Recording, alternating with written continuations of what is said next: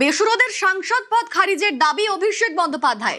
বেসুরো বিপাকে স্পিকারের সঙ্গে সাক্ষাৎ করেন অভিষেক বন্দ্যোপাধ্যায়। কারণ লোকসভায় ভেঙে চুরমার মমতার তৃণমূল ছেড়ে নতুন দলে 20 জন বেসুরো সাংসদ মিশে গিয়েছেন। স্পিকারের কাছে 20 জন সাংসদের পদ খারিজের দাবি করছেন অভিষেক বন্দ্যোপাধ্যায়।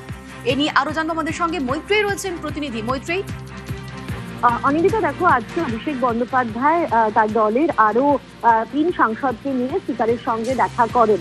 পূর্ববর্তী এআইটিসির দলনেতা হিসেবে অভিষেক বন্দ্যোপাধ্যায় স্পিকারকে একটি চিঠি দিয়েছিলেন। তার পরিপ্রেক্ষিতেই আজকে এই বৈঠকে ডাকা হয়েছিল অভিষেক বন্দ্যোপাধ্যায়কে।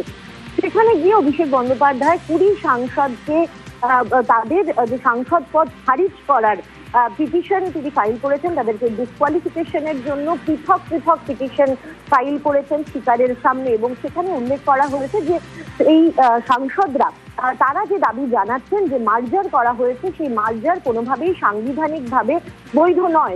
দশম তফসিল অনুযায়ী এই মার্জার হওয়া সম্ভব নয়। সেক্ষেত্রে দাঁড়িয়ে 20 জন সাংসদ কেন, তৃণমূল কংগ্রেসের লোকসভায় যে 28 জন সাংসদ আছে, সেই 28 জন সাংসদও জয়েন করে গেলে এই কি মার্জার হিসাবে দেখানো হবে না। তখন দলের তরফ থেকে 2/3 মার্জারের যেতে হবে, যেটা এখানে হয়নি। সেই কারণে এদের এই যে 20 জন বিক্ষুব্ধ সাংসদ রয়েছেন, তাদের সাংসদ পদ থাকা বৈধ নয়, ফলে তাদেরকে অবিলম্বে ডিসকোয়ালিফাই করা হোক, সেই পিটিশন অভিষেক বন্দ্যোপাধ্যায় জমা দিয়ে এসেছেন। বেশ, ধন্যবাদ মৈত্রেয়ী। 20টা ডিসকোয়ালিফিকেশন পিটিশন আজকে মুভ করেছে। যারা যারা তৃণমূল কংগ্রেসের প্রতীক চিহ্নে নির্বাচিত হয়ে এনসিপিআই নামক একটা দল, সেই দলে যারা নাম লিখিয়েছে বিজেপির থেকে অর্থের বিনিময়ে এবং নিজেদের পিঠ বাঁচানোর কারণে, তাদের প্রত্যেকের বিরুদ্ধে আমরা ডিসকোয়ালিফিকেশন পিটিশন মুভ করেছি। সংবিধানে যে ধারাগুলো রয়েছে, বিশেষ করে 10 শিডিউলে, সেখানে স্পষ্টত লেখা রয়েছে যে আমি যদি অন্য কোনো রাজনৈতিক দলে যাই বা ভলেন্টারিলি পার্টির আমি মেম্বারশিপ গিভ আপ করি, তাহলে আমার ডিসকোয়ালিফিকেশন হতে বাধ্য।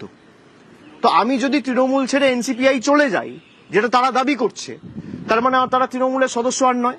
এখানে 2/3 কি, 28 জন বা 29 জনের মধ্যে যদি 28 জন 29 জনও চলে যায়, তাহলেও সেটা মার্জার নয়, যতক্ষণ না 2/3 of the political party decides two merge. দুটোই সংবিধানে লেখা রয়েছে। এবার কে সংবিধানের পক্ষে আর কে সংবিধানের বিরুদ্ধে, সেটা মাননীয় অধ্যক্ষ প্রমাণ করবে।